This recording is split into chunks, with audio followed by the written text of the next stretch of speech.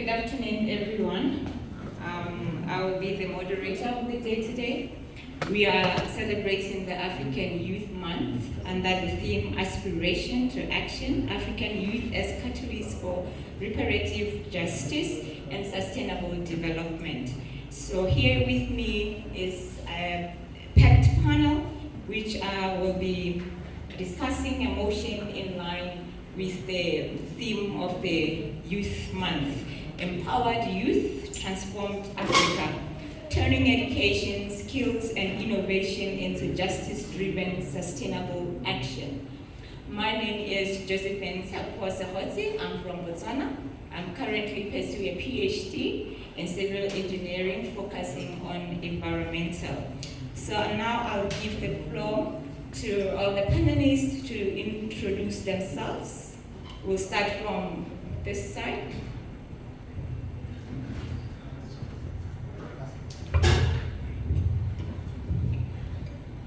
Good afternoon, everyone. My name is George Kriya Jr. I'm from Liberia. I'm a student at PAUSTI from the Department of Electrical Engineering, computer option. Thank you. Thank you, moderator. Good afternoon, everyone. I'm delighted to have this opportunity. My name is Lola Bramde. I'm from South Sudan. I'm doing my master's in molecular biology and biotechnology in the Department of Molecular Biology and Biotechnology, PAUSTI. Good afternoon. My name is Mercy Sinkian Kepue. I'm Kenyan. Pursuing PhD in molecular biology and biotechnology in PAUSTI. Thank you. Thank you so much, Director of Ceremony. My name is Peter Atiankur. I'm Pan-Africanist and I'm pursuing a Master's of Science in Mathematics, Statistics option, and I'm from South Sudan. Thank you. Thank you. Asamoah Theophilus from Ghana, PhD Mathematics with a Statistics option. Thank you. Thank you so much for identifying yourself, if I may put it like that, for introducing yourself in a formal manner, if I may put it like that now. So now we move on to the topic. Empowered Youth, Transformed Africa, turning education, skills, and innovation into justice-driven, sustainable action. May I please hand over to Peter to tell us how you understand the topic? Thank you so much. Just to make a recap before I dwell into the topic of the day, how can we empower the African youth in terms of education, skills, and innovation in order for us to have a sustainability? First and foremost, thank you so much, Master of Ceremony, for the beautiful question, and to all the listeners who are around. This topic is crucial and imperative to all of us because as Africans, we need to ensure that whatever we discuss should have a fundamental impact to all the communities and youth around the continent. For us to empower youth in Africa, I think we need to leverage a plethora of things that would address the fundamental issues that are affecting the youth in the continent. As a matter of fact, African youth currently, 70% of the African youth in the continent are below the age of 25 years, which is something that is not a condition, but it is a continental positioning system to all the African youth. And if you look at the African youth today, we are the most disadvantaged in terms of innovation, in terms of education, and all the innovation that is happening around the globe. So for us to leverage this situation in order for us to come up with a fundamental invention that can address all the issues that are affecting us, we need to embark on redesigning the curriculum that has been designing for a long period of time, that is not addressing all the problems that are affecting our community. Number two, we need to champion all the processes that are required of youth. We need to involve ourselves in all the leadership issues. We need also to be a strong participants in the area of academic, such that we can be able to produce results that are significant in order for us to have a significant impact to our community. We do not just need to seek education, just to go to the tertiary education and have a degree. We need to learn and also possess some technical skills, which is STEAM and STEAM, in order for us to have a significant result toward our community. If you look at the statistics of today, in the area of Tibet, only 6% of the African youth possess Tibetan skills in comparison to 36% globally. What does that only entail? It entails we have African youth who are not significant toward the community in order to address all the fundamental problems that are affecting the community. And how can we be able to leverage and address these fundamental issues? We need first to redesign the curriculum that has been imposed to us by colonial masters in order for us to address the issues toward the contemporary issues that are affecting us. More importantly, we need to invest the resources in the area of education that can have a significant impact toward the youth in order for us to have a significant sustainable development in our continent. All right, thank you so much, Mr. Peter. I heard you mention Tibet institutions, and I would like to hear from another panelist as to what measures can they apply in order to transform innovations into justice-focused and community impact solutions. He mentioned Tibet. Any panelists? When you talk about Tibet, when you are given chances to go to those Tibets, empowered, given the money they need, they can work on different projects that aim at improving Africa. For example, in crop yielding, for example, you go biotech, then you can be able to give them access to cash, and then they are able to get different projects, develop different strategies, and that improves food security. Okay, I understand. I hear your point, but what measures should they use, the institutions? What measures should they apply in order to help these innovations to transform to justice-focused, community-based projects that will last a long time, a lifetime? Okay, thank you. The moderator, the question is brilliant, and according to my own perspective, I think I was to talk about three things before I go to the question. As I said before, the topic itself tells a lot, because the empowered youth is the transformed Africa. And this is itself is an indication that youth is the majority in the continent. So when you empower youth, you have transformed the whole continent. So an empowerment brings three things on a skill basis, and education, and the justice-driven sustainable actions. And all these three things are correlated and they go hand in hand. So when you talk of skill, you talk of maybe transforming or moving the practicality into action. So you will have some measurable skills so that you will do something. So it's leading to action. The same to education. Education is just giving a civic understanding of the status of the nation. So when I come to the main particular question which is asked, so the only way an institution can improve these things is through collaboration.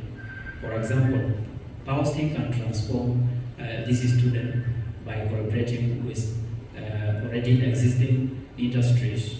We will not only be relying on the theoretical knowledge, but PAUSTI can have a collaboration with the private industries or private institutions, so that the student go there maybe through internship or other means to learn transform this theoretical knowledge into a practical knowledge now, which is supposed to be the one in surface. So this is how I can try to answer that. Okay, I'd like to pass on the same discussion to Dr. Asamoah. Yeah, thank you very much.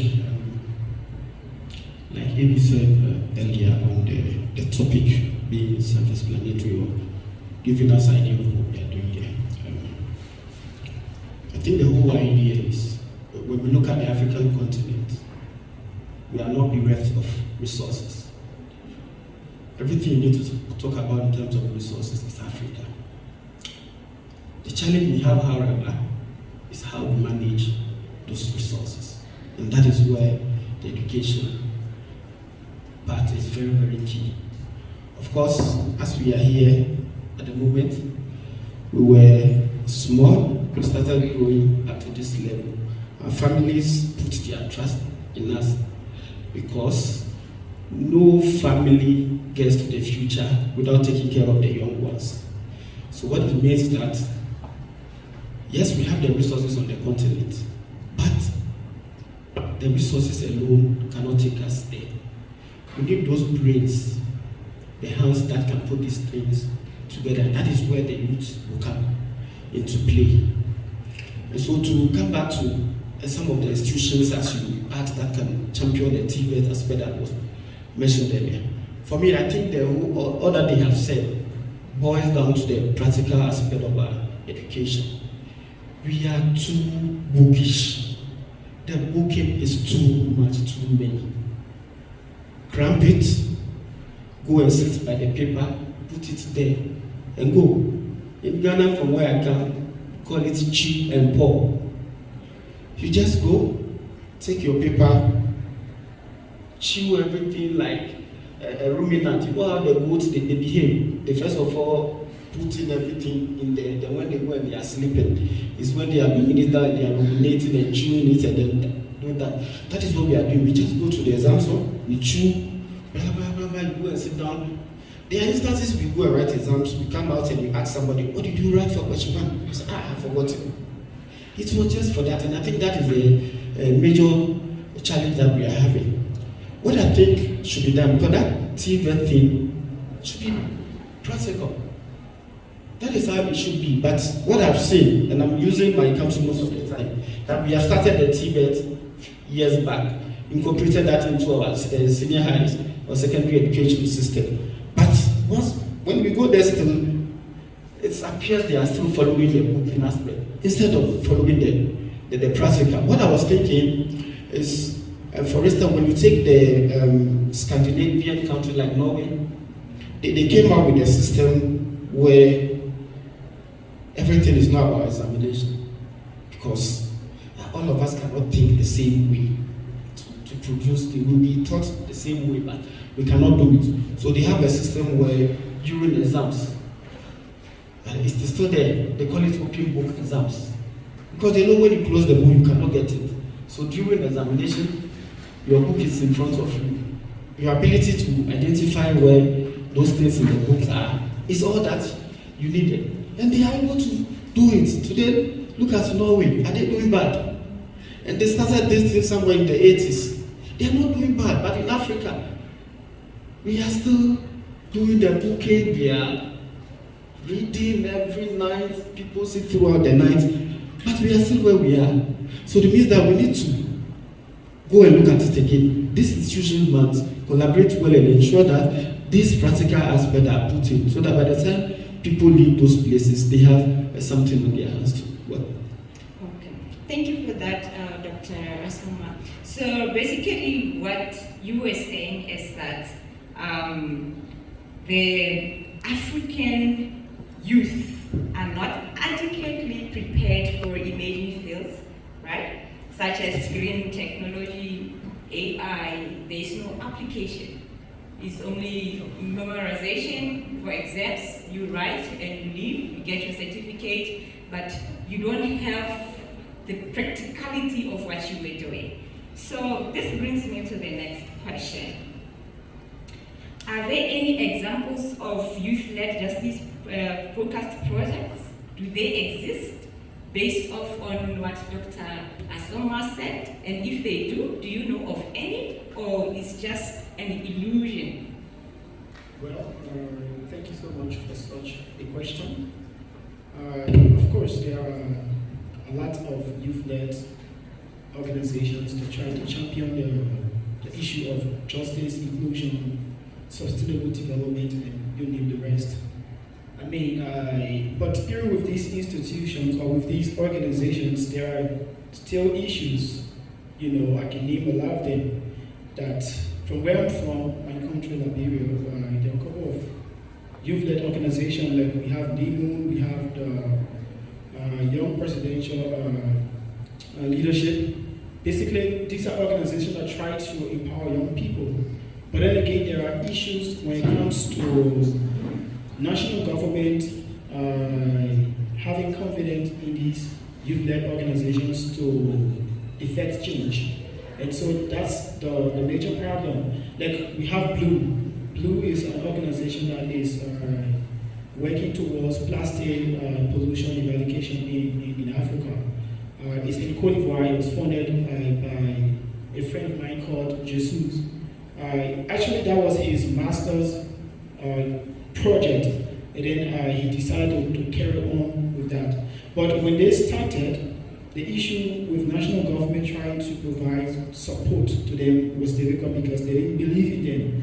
But one thing that I always say, or one thing that I always advocate for is the fact that as young people, we are talking about empowerment, but the empowerment has to come in from the fact that we are trying to do something. You know, besides, the education should be given, like my fellow panelists mentioned, we need more practical knowledge, than theory-based, and all those things, yes, good. And after we shall have left school, then we are able to contribute. And so these organizations are there working, but adequate support from government is not there. But we have to start from somewhere.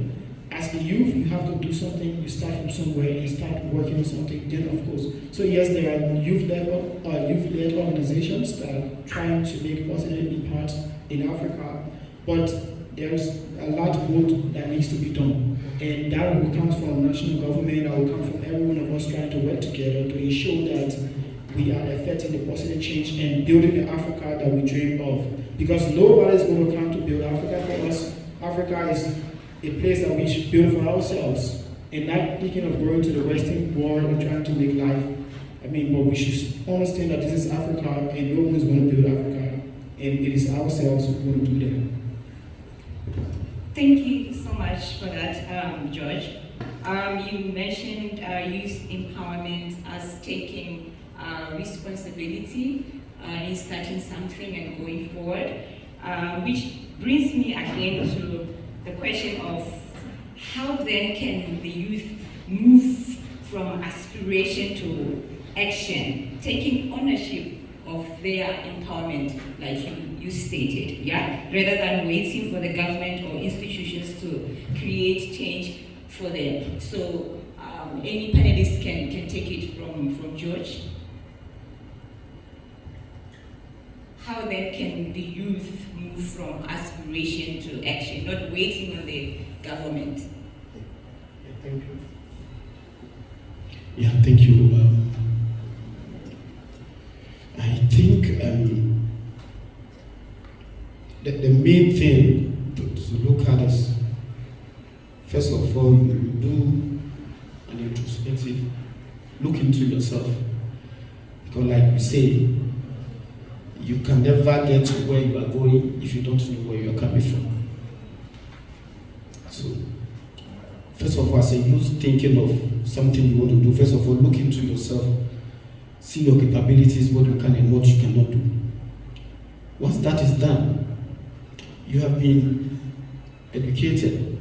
And as the saying goes, if you have an education and you are not taking an action, that is just like a researcher who has collected data and leaves it there.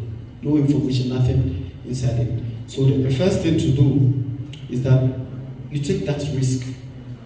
Okay? Life itself is full of risks. But the interesting thing is, it is more riskier if you don't take a risk. So always, the first thing to start that particular process to transform yourself is to, first of all, take that risk. When people see challenge, you see opportunity. I remember a few years back in school, when I started the Asamoah Consult, which is a research firm. In the school, other departments, like someone from the other, because I was doing statistics and do a lot of data analysis and stuff.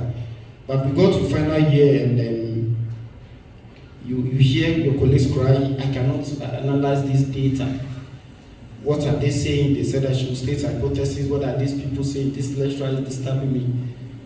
So quickly I realized that there's a niche. Something has to be done. So I started calling people and then assisting them. You do it, they give you something so as a student in school at the time and you are getting some extra tutor. Then I realized that I was not charging them, but the money that is coming, if I set up this thing very well, it will do me good. So I talked to a few lecturers. They were like, oh, you can start it. When you have issues coming, put you on board. So that was how I started it.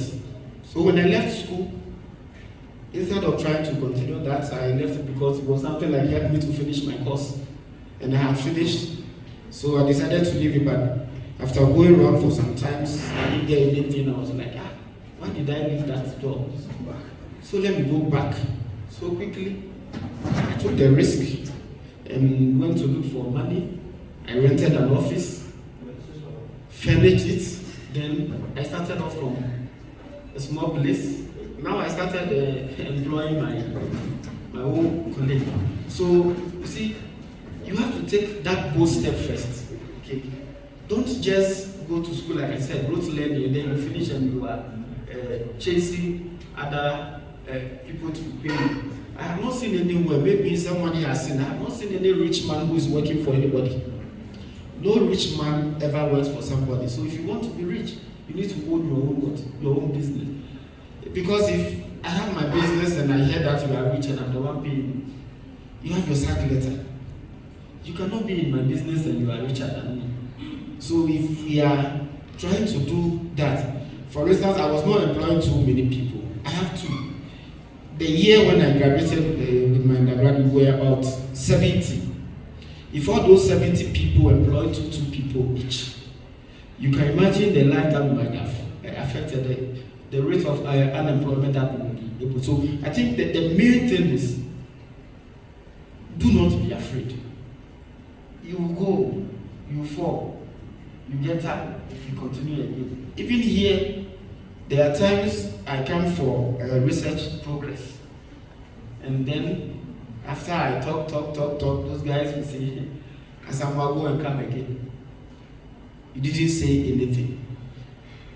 In spite of all those resubmit your progress, do this thing and go and come again. Today, because I didn't give up, I took the risk and I continue. I am at the verge of finishing all those things. So I think the first thing is take that bold step. Come out of your shell. Don't live in your comfort zone. Never, it will never help you.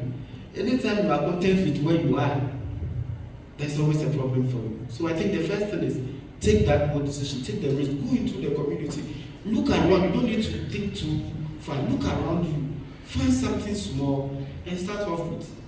When I start that Asamoah Consult, if I tell you why it has taken me, you will not believe it. Companies started coming in.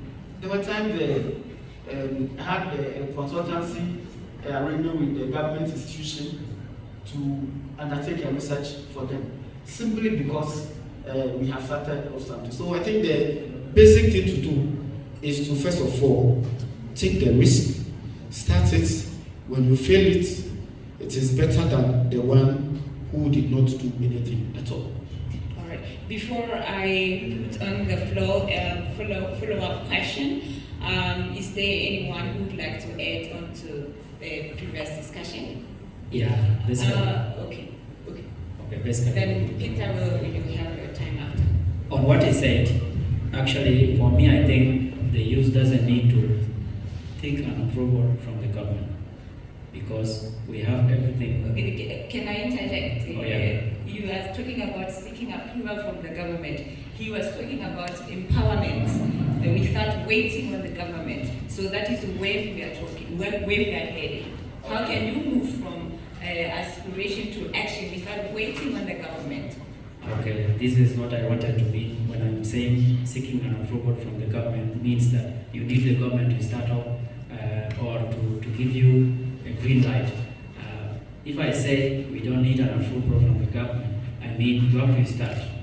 Wherever the government finds you, you have already started and you are in motion. So what I wanted to stress there is that the youth can take action by forming some groups like activism. For instance, the issue of climate change is now around the world is too pressing, and the youth have that capacity to form being climate activists. That one doesn't need the government. You need to sit down, see the challenge, and start up either alone or with few individuals who are in accord with you, and form some activist group or society. And that one, it will be of a common good for the people, but it doesn't need government either. And there are so many other things. Through innovation, youth can start up something and can take an action without even waiting for the government. This is what the small thing I wanted to add, and maybe my colleague will. All right, Peter. Thank you so much. I think the common central point here is that for us youth, in order to rejuvenate and trying to solve the fundamental problems, is to take up ourselves and also participate in the government, reform, and take actions. That is the fundamental issue. Because statistically, if you look now at the political landscape, all the presidents in Africa, the average age of each president is 60 age. So you find that they are coming up with solutions, problem that do not even subscribe to all the issues that are affecting youth. So if youth are participating in the government, we can be able to decide on our own things that are important, access to health, access to education, and all the fundamental issues that are facing our community. But if we don't participate in the governance, in the reform, and take action about our own well-being as youth, we can be about. And that's why at the end of the day, many youth disdain to participate in politics. That politics is a dirty game. And when these people make decisions, you say, oh, this decision is bad. Because for our refusal to participate in action that are meant for us. So the most common issue here, or the bottom line is, you do not seek approval from anybody.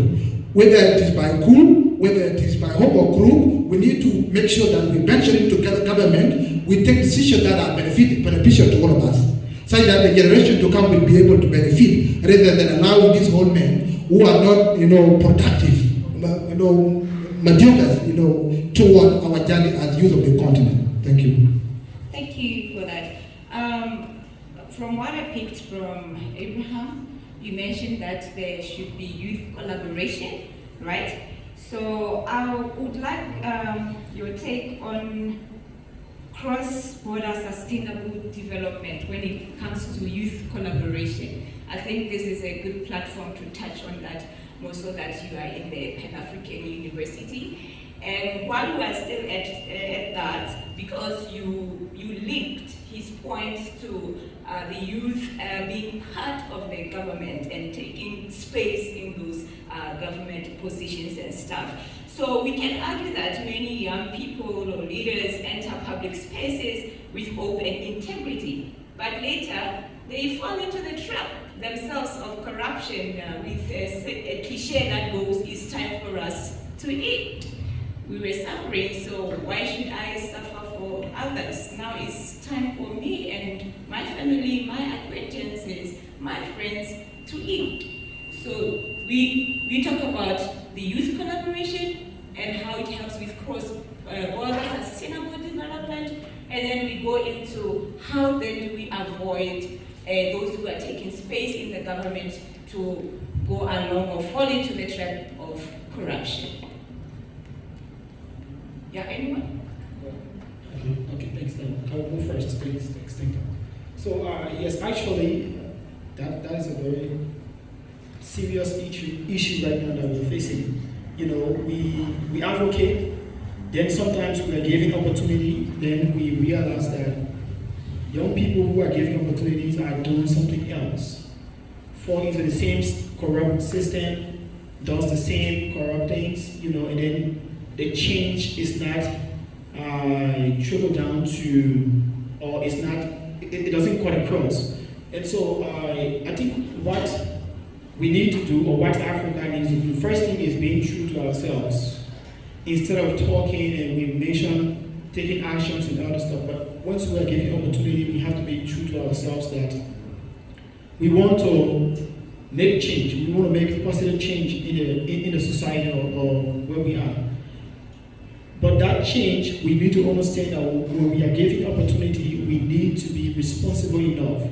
For example, do we come up with policies? Do we build systems that will help guide us to be much more responsible? We all here at the Pan-African University, we are being educated by the African people money. Now, after we shall have graduated, are we to go back to our various homes and try to help with national development? You know, are we to take the education and probably go to Europe or America, you want to live and try to have a better life?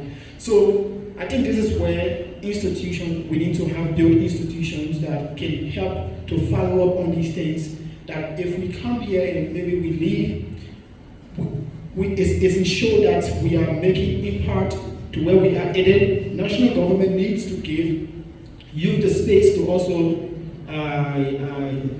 help, because I think the reason why I would want to leave and not go back to my country, Liberia, is because probably I would feel like if I go back, no one's going to employ me. You see, so maybe I might try to look for greener pastures somewhere else, maybe in the US or somewhere else. So that's the issue. So understand is the first thing, integrity. We need to understand that this is a key thing. For Africa to change, we must change our minds and change our attitude. And that will involve us ensuring that we make decisions not just for ourselves, but thinking about our children and our children yet unborn. Thank you.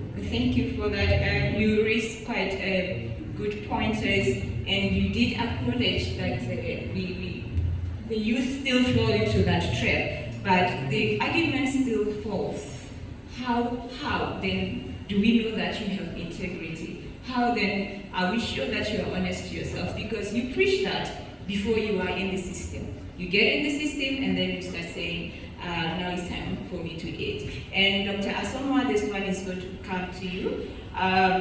Congratulations, by the way. I think you mentioned Asamoah Consultancy, if I'm not mistaken. And this one is rather going to be directed to you.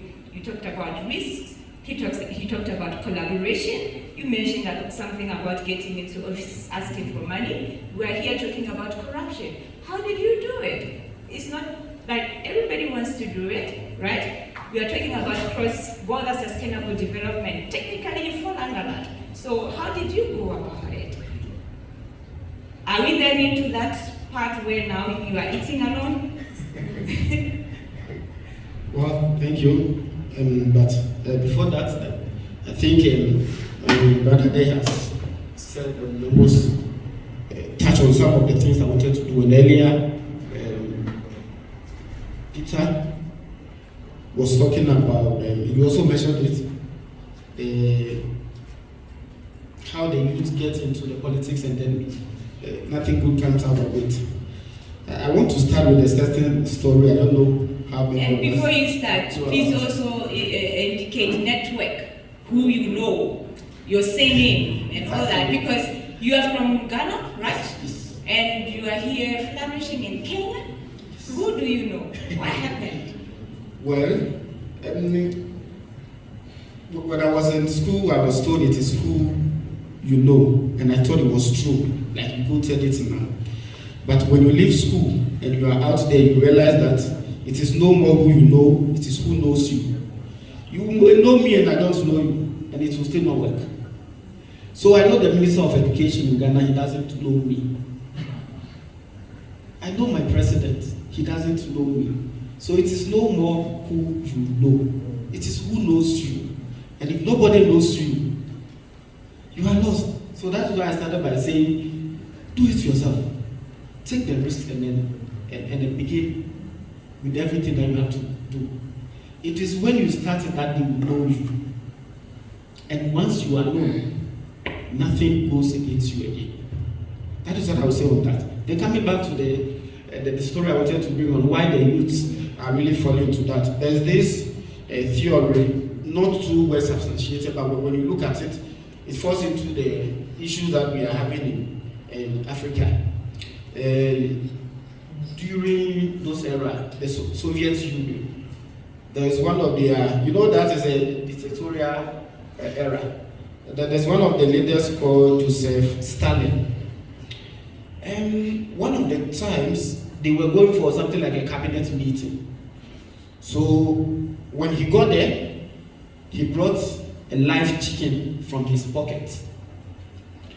He brought out the chicken and started taking out the feathers one by one. He plucked all the feathers, the chicken was crying, doing everything, he was just plucking it, put them there. So when he finished, then he dropped the chicken on the ground, dipped the hand in the pocket, and brought out maize. So he was moving and dropping the maize one by one, and the corn, I should say. The chicken, even though does not have feathers and was in pain, was also angry. So as he was going and dropping the maize one by one, the chicken was following, in pain but was still following and picking it one by one. What does that mean to the African continent? That is what our leaders are doing to us. They will suck us dry.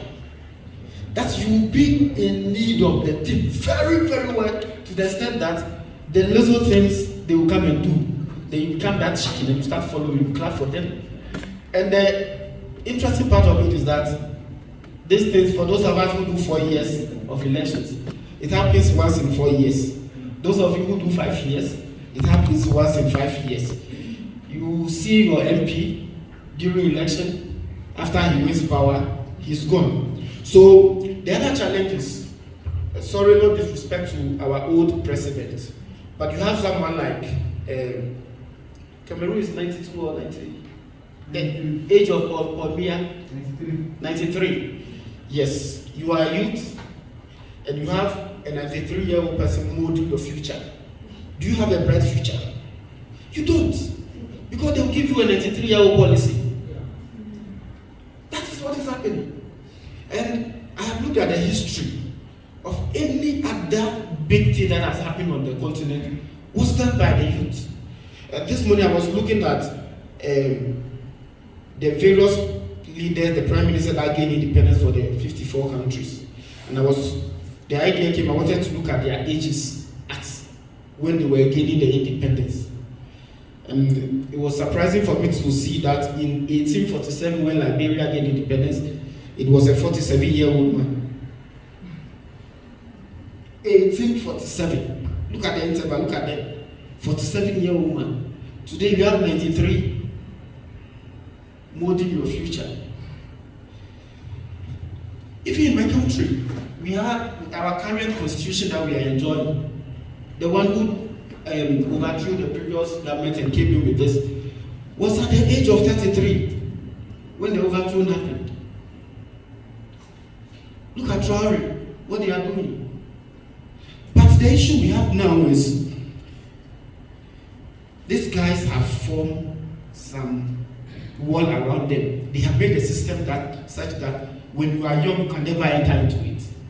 It is not possible.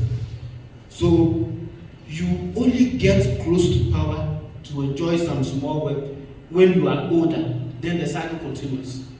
So we are here now. We cannot get close to administrating our countries, but it is when we are old. So once they give Peter an opportunity, a ministerial appointment, You are also thinking, I'm 40 now, I don't have a land, my child, this, very soon this party will lose power, and I'm going home, what do I do? This is all the thing that brings us into that trap, and this is the reason why most of the time the youths go in there, but when they get there, the corruption scandals appears to be going up, because we already get there when we are hungry, and a hungry man is always what? An angry man. So we just start taking everything from left, right, center. So I think the best thing is to, back to my initial point, that we need to continue pushing. He also mentioned here, when we came, I was trying to talk to the director about this fact that it does not make sense to me that I will come and stay here for 3 years and I go back home and I don't have a job. If possible, there should be a collaboration between the various presidents and the AU, that if for nothing, when we live here, a space should be created in the ministry where you came there to learn. I came to read statistics. Going to stay with the Ghana Statistical Department for 2 years will not change anything. So I was thinking we need to, from this forum, we need to come together and push that agenda, that we send it to the AU. They should make it a point to the various states that we have these people of yours here, we have trained them on this. So when they come back, allow them to do something for some few weeks, but within that 2 years when you will be leaving that department, you would have found another place somewhere to go. And I think that is the way we can do that. Okay, I would like Mercy to say something on that, but let me get something straight. What you are basically saying is that governments should come up with policies. African governments, through the African Union, should come up with policies to accelerate, right, youth agency in terms of development, right? When they live here, at least they have something to do. Thus accelerating agency in justice, sustainability, and innovation. Because it's another thing for us to be here, receiving knowledge, and another thing for us to go back home and not doing anything without being a part of, right?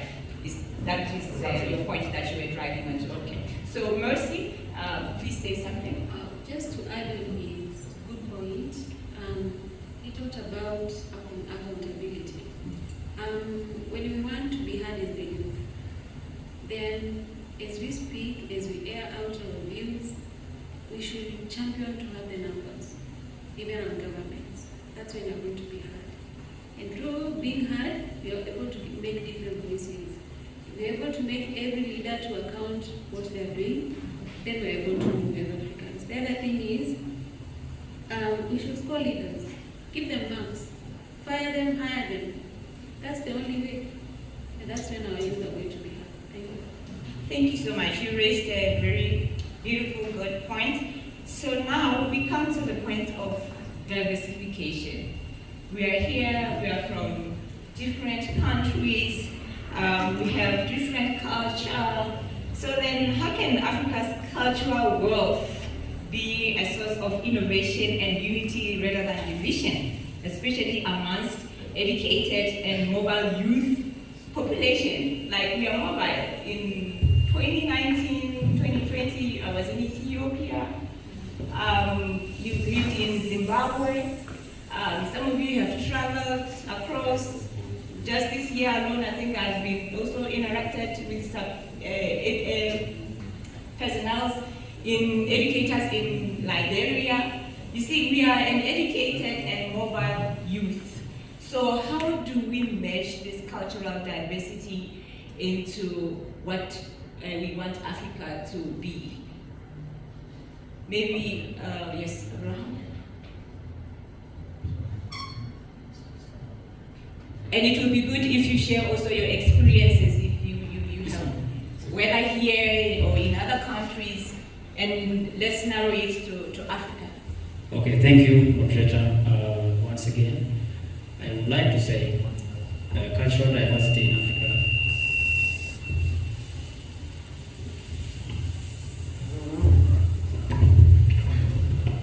Cultural diversity in Africa is one of the key things because we got an opportunity to come for PAU scholarship, most especially at PAUSTI. We will be able to get each other from different countries of Africa, and this is the integration we want. So in order to make this thing real, we need not to stay in one country. We need to go out there, and that's why I mentioned something before, like cooperation. You know, the main challenge which is affecting Africa right now is the fragmentation into small units, small countries. But if Africa was one, like the United States of America, you will see we will have one culture.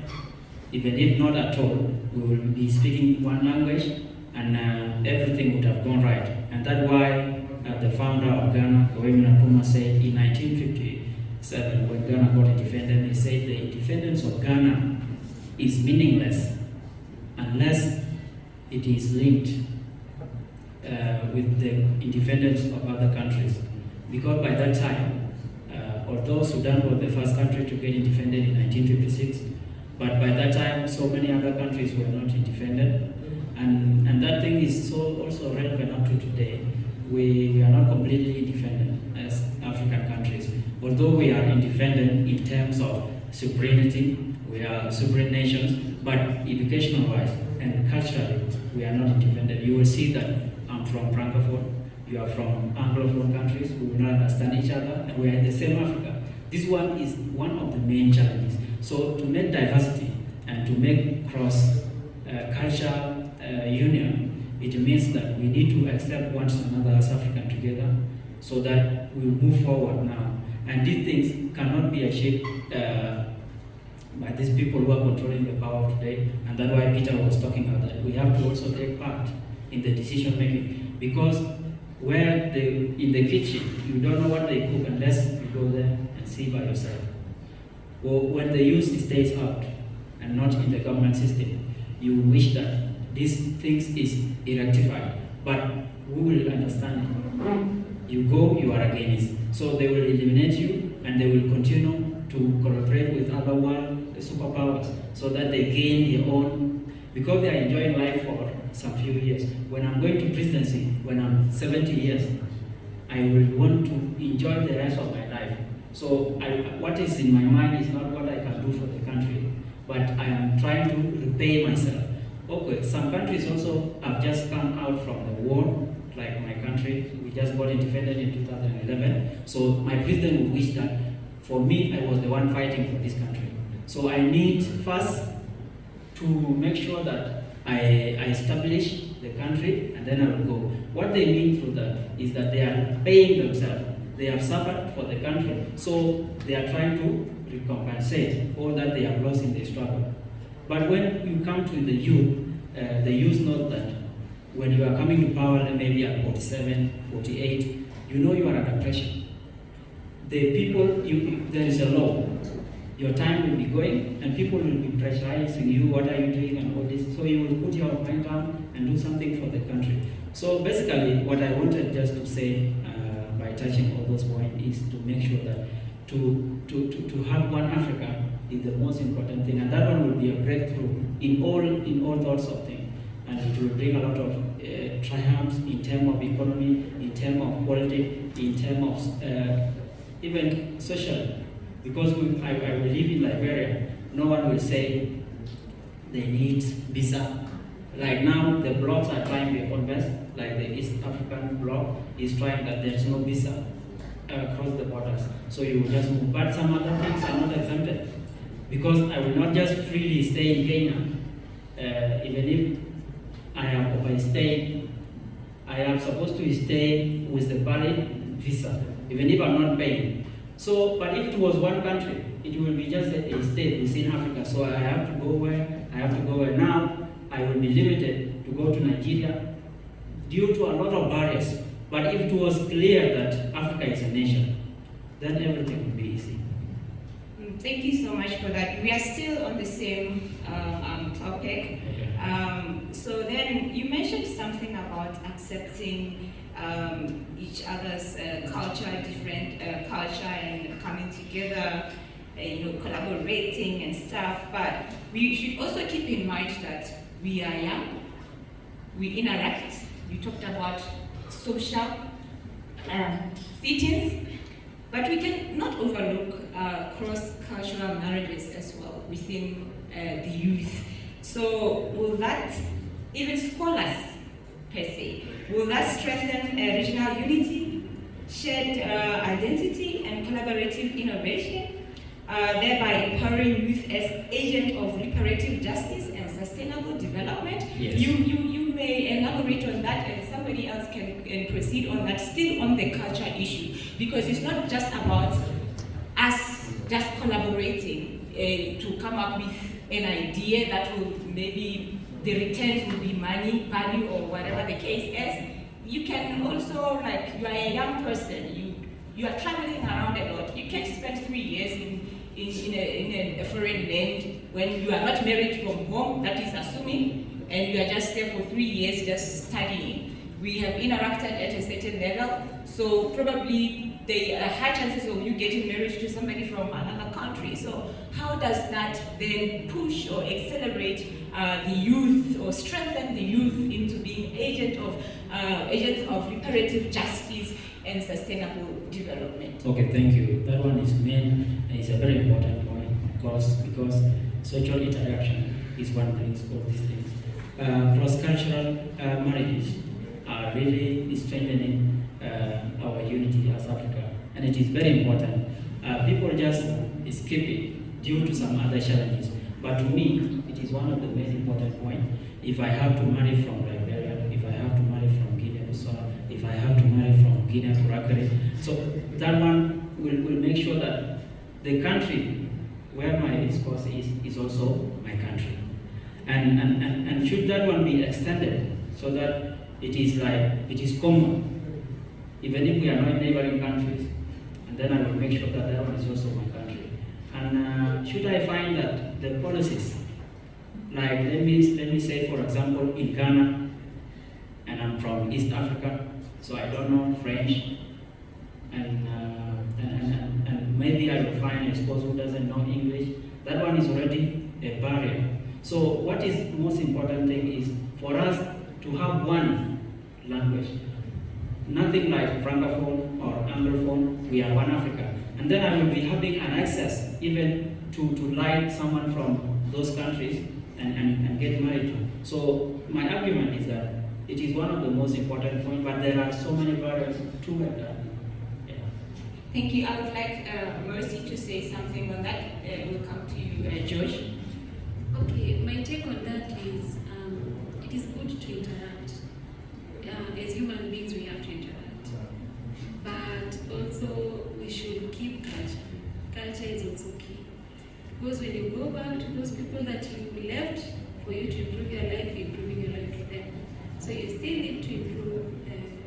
Improve your life, interact, but keep culture. That's my take. All right. So, Peter, can you say something on that, on culture as a whole, interacting, cross-cultural marriages, and link that as to whether it will accelerate the youth into being agents of reparative justice and sustainable development, or it's just something, it's just an illusion?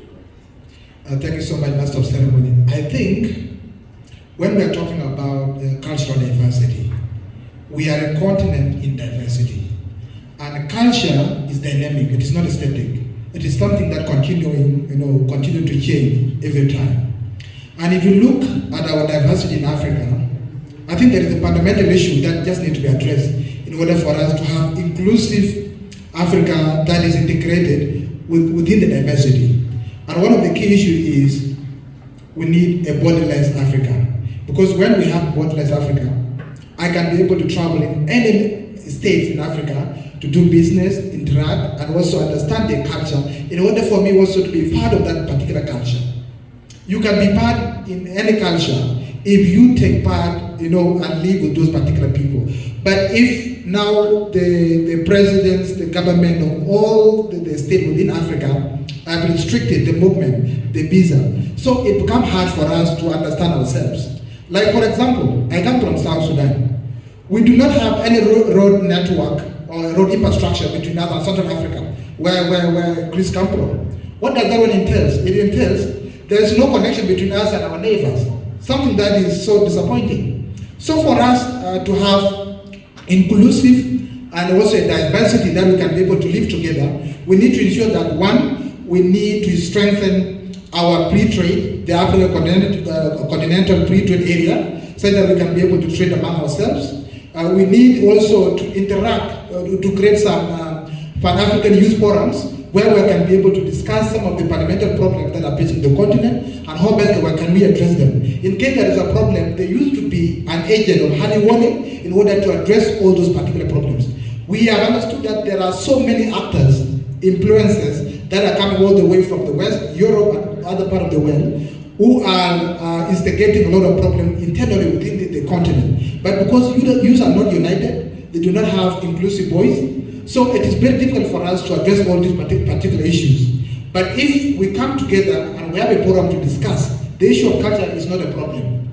Culture has never been a problem. But what is the problem is we do not have a specific objective that we want to address as youth. That's why now I cannot be able to travel to Ghana, I need to have a visa.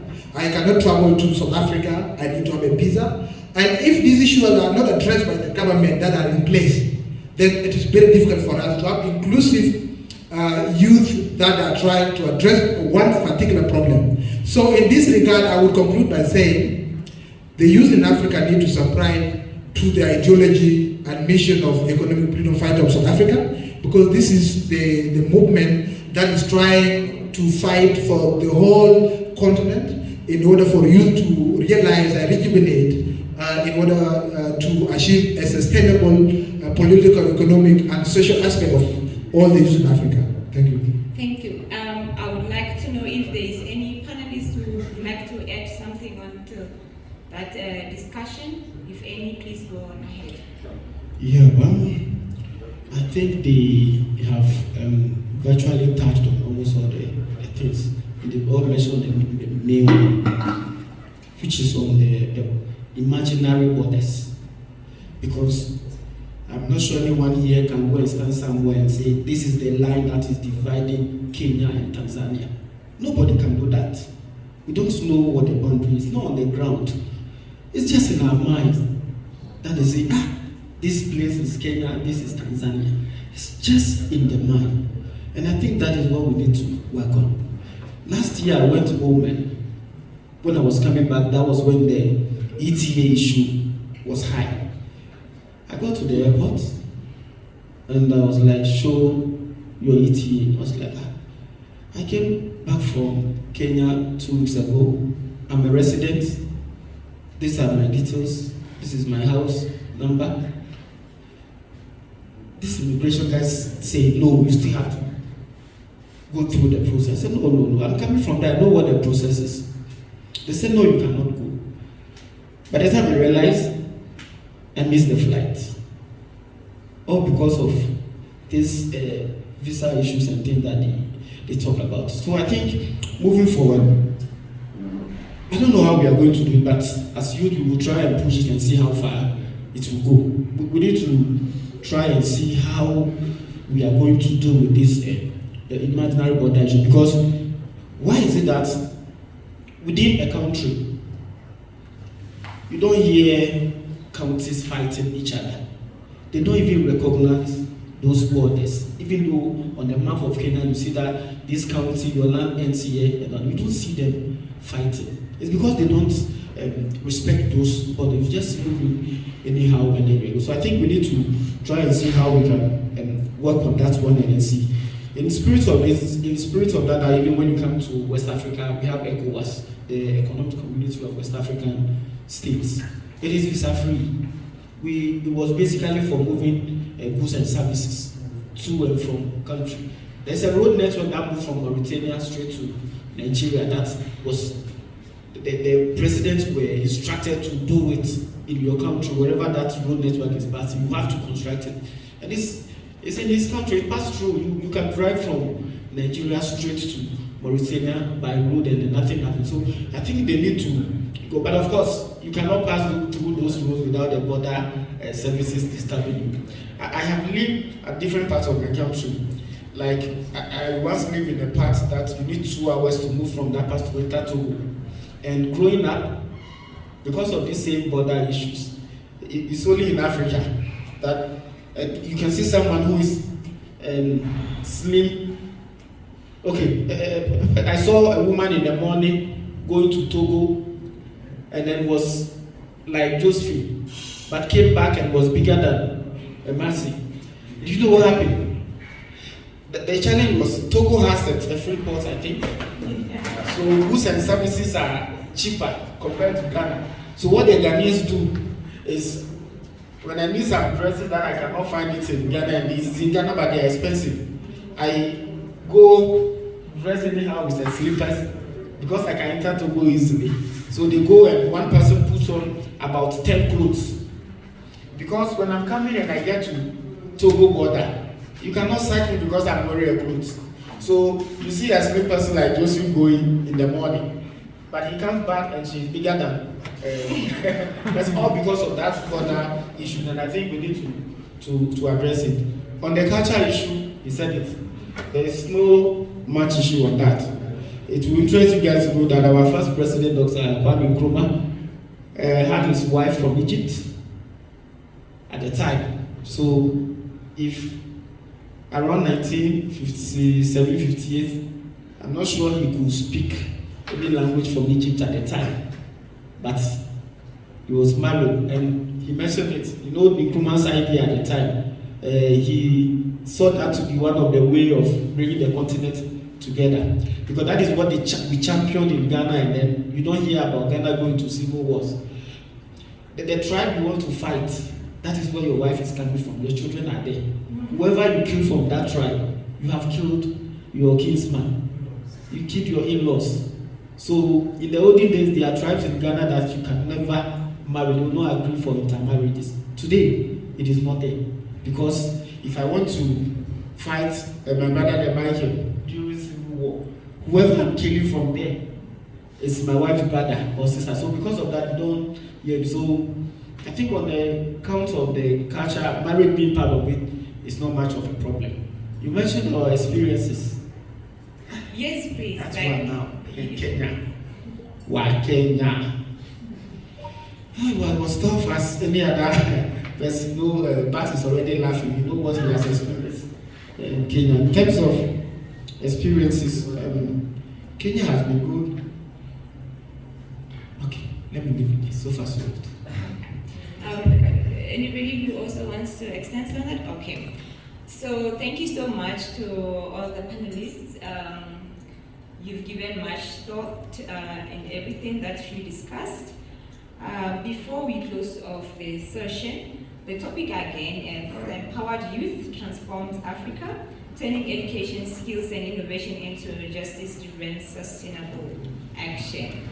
So in closing, I would like each panelist, we start from George, to first tell us what they understand by justice-driven and try to match all these things and how they equate to empowerment.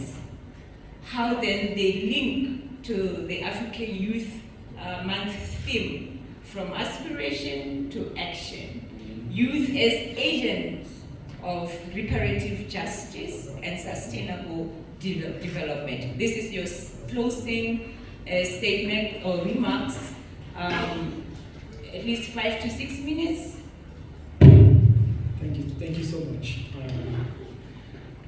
So first thing, justice.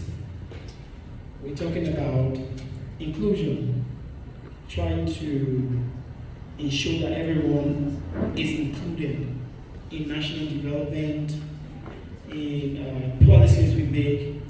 Everyone is included, that everyone feels and benefits from what the country has as a nation. And so, yes, that's talking about the whole topic, empowerment. If you are included as a person, as a group of people, because the reason why we are even having this discussion is because for too long, young people have been excluded from national development, policy making, opportunity to lead, and you need the rest. And so because we have had these challenges, it has been difficult for empowerment. And so once you are included in the national policy, and then you are given the opportunity to be empowered through education, through providing seed funding for entrepreneurs, to better off their lives and the lives of their family. And so this year's team is focusing basically on how we African or young people can move from the stage of aspirations to actions, seeing ourselves as agents of change that's going to champion sustainable development. We need empowerment. We need to be included.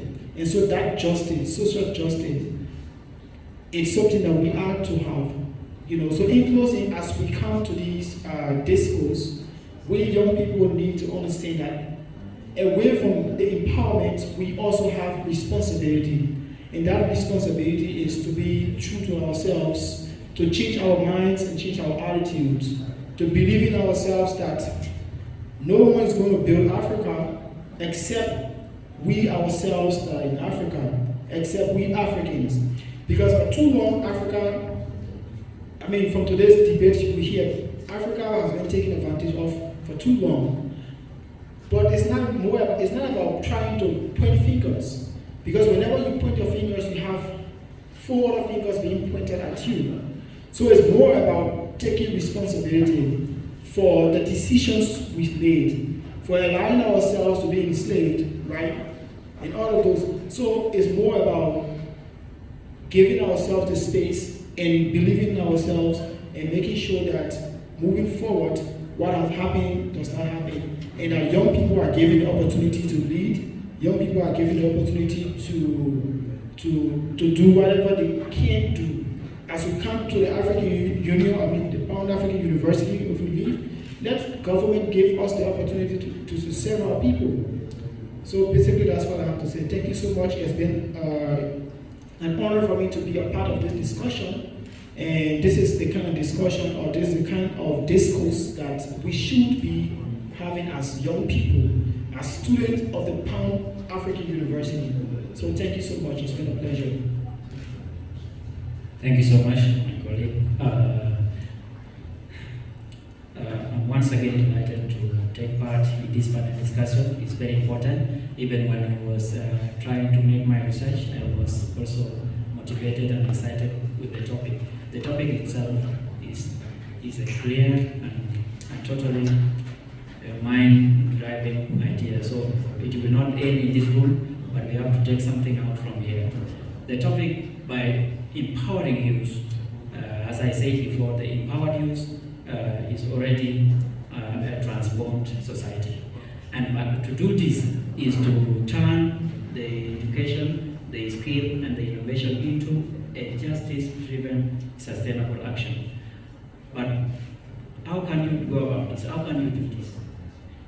And that's why we wanted to correct some of the things, because in Africa, you know how we were brought up. There were some other, maybe let me say, for instance, example, those on social media, you have seen how people create contents, and some children from China were being trained on how to make things in the factory. But the African children were jumping up and down, thinking songs, which can't really even help. So you are developed, you are molded with that mindset that you are here to take the information which is already in the book, memorize it, and apply it so that you get number 1 and pass. But that educational system is the one which is bringing Africa backward. So that's the only things to be done with education. We need to change the educational system from memorization or from literally passing exams and just present well and go into a reasonable practicality, which will bring tangible things. So that is one. On the basis of skill and innovation, skill and innovation is a practical ability, and that one can be in so many dimensions. Can be in entrepreneurial field, can be also digital, can be so any technical and organization knowledge skills, and all these are the ones which are promoting the sustainable action, and this is why the topic itself is giving us more ability to try and rethink as African young people. Let us rethink about what we have faced in the past and to see how the future will be. Because with this educational system, there will be nothing like, we will be still crying because unless we change it. The same way to skill and innovation. We have to have that practical ability. Coming to justice-driven sustainable action is by using those abilities, the skills, is by using them to address most of the things like inequality is one of the things, because when something is related to justice, it means that people need to be brought on board, all of us are the same. Like what is happening currently, the world is campaigning against racism because they say this is the main disease. They need the human race to be equal, to be the same. So this is, we want to fight against inequality, whether through gender or some rights being abolished, and those things are very terrible. So this is my take on it. Also to, as my colleague put it, exclusion from other things from the system, the violation of right, and climate impact and economical impact on the continent. So the topic encompasses all these kind of things, and once we correct them, it will bring us into a justice-driven sustainable action. Thank you. Thank you, Josephine. For me, the youths are the change. We are the ones driving Africa. We are the energy driving Africa. So we should start from ourselves. And when you start from ourselves, when you get an opportunity, go for it, work on it, and fate is always there to reward. Thank you.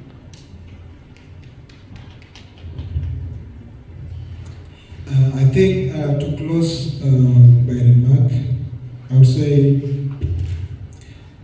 as youth in Africa, we need a plethora of intervention in order for us to have a modern, inclusive, innovative, and transformative education system that empower you through critical thinking, emotional intelligence, and well knowledge. Because at the end of the day, this generic education system is not sustainable. We need a practical knowledge that is anchored on a practical skill, so that when you graduate, you don't go and try to be relevant in the community. You go and instead of looking for a job, you do the job yourself and recruit the local community. So this is a narrative that you need to go to school, have a degree, then go and look for a job. Is it an illusion? So we need to change our narrative, our thinking in such a way that the knowledge that we have is something that is making an impact within our community. And if our knowledge that we are getting is not contributing to the gross domestic product or to reducing the employment rate within our society, then what are we learning? Then we cannot have a sustainable life or reparative justice if our people do not have adequate access to education, access to health care system, access to infrastructure, and all the other basic services that are crucial in our lives. So it is us as youth to inform that we need to bring up all these issues together by trying to address them fundamentally based on the skill and knowledge we have acquired from the institution. Thank you. Okay, yeah, thank you. Let me take off from where Peter ended, on the still on the practical aspect. Yes, I remember growing up, we've all heard that before, that they've told us that education is the key to everything. But it appears at the time we finish, they have changed the lockers to all the doors. It's interesting, by the time you finish, you have the key, but you cannot find a door to open. And we have been told it's the key. So which key is it then? Or probably what we need to do now is to try to look for what we used to call master keys. the key that can open every door. And that is how we should be gearing our education. Mercy also mentioned about change. Yes, you should be the change, like she said, be the change. I remember, okay, when we came in the 10th course year, yeah, Chris is still here. The electioneering period you enjoyed last year wasn't so when we came. When we came, we also went through an election at the time. I also stood as one of the reps for the PhD students. At the end of the election was won. We were just waiting for inauguration when the news came in that they have to do some regional and gender and the program balances and everything. And we were like, this is not possible. This can never happen. This should be done before the election, not after we have done the election and the people have spoken. The part that is shocking is, it is the one who lost the election who the North now forced on. And you don't expect me to be quiet and allow you to slide. That was when the director also came in first. And that had been my trademark. I change wherever I go, I make the changes before I leave. So we had a meeting, we talked, we deliberated, and was like, the director mistakenly, I don't know whether he was making a statement and said, I'm here to make people who can speak their mind, say things as they are, they should not be afraid. That is what I'm looking for. I said, director, thank you. You have come well. I'm starting with you. I'm speaking my mind now. Change your mind on that directive of doing the gender balance. He said, no, that one is coming from AU, so we cannot change. I said, then what you have said, you are not moving by my word. I didn't leave it there. I was always in his office every day. When he asked me, I said, why are you here? I just, Prof, you know already. It's the same thing. Give the people what they want. They have voted, they have spoken. Nothing surpasses election results in Africa. You cannot change that. So I want you to revert it back to those who won the elections. It was a serious one. They called the coordinators, they called Jalo, Paulo. We had a meeting, they talked, they advised, my coordinator would talk, everybody would talk. When they finish, I asked them, are you guys done? They say yes. I say, it's the same thing, revert to those who won the election. I took it for some time. This is Africa. It got to a stage I realized I've been spending time. Because I go here, the time we go to some places, someone I don't know, they say, you are there, someone. Oh, I've heard so many things about you. I said, like, okay. I think someone called me one day and advised me, I like the way you are going around this thing, but you are in somebody's land, this is Africa. You are in an academic institution. I want you to finish your program and go in peace. You never know. They may sabotage you and you may not finish this program. So you have fought a bit and leave it and let posterity judge. But the suggestions we gave was that we don't care where you are coming from. Because when we were taking the form to apply, you didn't see West Africa. You didn't see East Africa. You didn't see Central Africa. You applied to PAU. So I told the director, I didn't understand why we come here and then they are now doing West Africa, East Africa and all that. So the resolution we had at the time was that, one, they should make this thing clear from the beginning that this time the seat is going to West Africa, only people from West Africa should come in. Or we don't care during the election, even if myself and my wife are the first and second, they should still allow them to lead because that is what the people have chosen. So I was happy when I saw last year that they decided that it should be a sectorial where it is coming from Ghana. So I think let's continue pushing. We will not leave it. Also, we talked too much. Yesterday, there was a basic issue on when they put the flyer on the page, and I like how Lambda put it. People talk too much without bringing any ideas on board. It was a simple thing. So of course, I also didn't like the way the thing was. But you don't have to criticize it. That's why I posted that critiquing is better than criticizing. You don't always have to criticize. Or when you do the criticism, you should always come up with a suggestion that this is how I think it should go. But we know our people, they just come, this is bad, this, and then they full stop, they go. So I think we need to always try as much as possible that when we are doing those criticism, although they are constructive, we should find a way most of the time to offer solutions to the challenges that we have identified. Don't just identify the problem and then you go. So to end, what I have seen from the topic we have, or the connections, and I have written a few things here that I'm looking at. So from the topic that we have, we could see that we have education and empowerment. There's an element of family support and actions. There's accountability and trust. We have justice, action, and then identity.